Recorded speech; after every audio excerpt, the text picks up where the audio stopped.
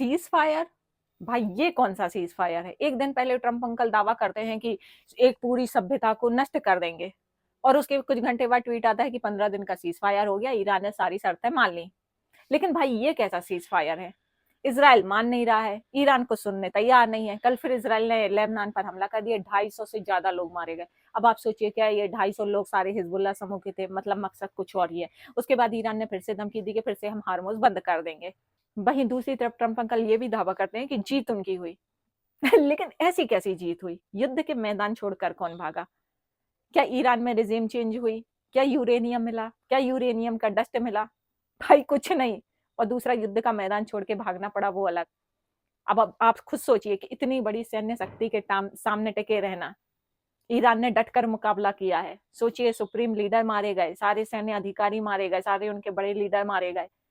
उसके बाद भी हमले जारी रहे लगातार। और जो अमेरिका के सहयोगी देश थे मिडिल ईस्ट में, उनके मुख्य ठिकानों पर भी हमले हुए। तो भाई अंत तक युद्ध में टिका कौन रहा? और फिर युद्ध का मैदान कौन छोड़ के भागा? दूसरी तरफ ट्रम्प अंकल ने अपनी इज्जत बचाने के लिए किसका सहारा लिया? हाँ, वही हमारा पड़ोसी मुल्क, जिसको इस समय ट्रम्प अंकल अभी अपनी गोद में बिठाए हुए हैं, पाकिस्तान।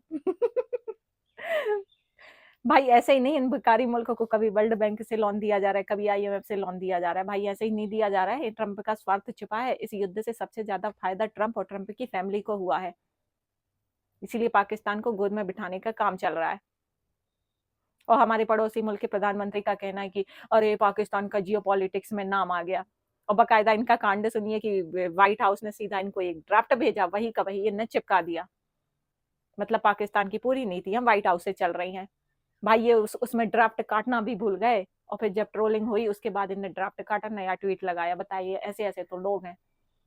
अभी रुक जाइए, इनको भी इनकी औकात पता चलेगी 2-4 साल में, जब चाइना का सी प्रोजेक्ट आगे बढ़ेगा ना, फिर अमेरिका फिर इन्हें अपनी औकात बताएगा।